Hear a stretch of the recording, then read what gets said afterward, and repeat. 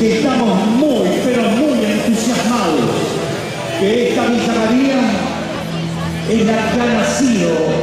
junto a ese río proverbial que está a nuestras espaldas, impredecible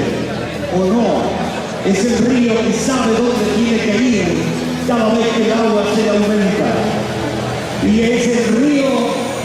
que es testigo de aquel grito de defensa de ranqueles,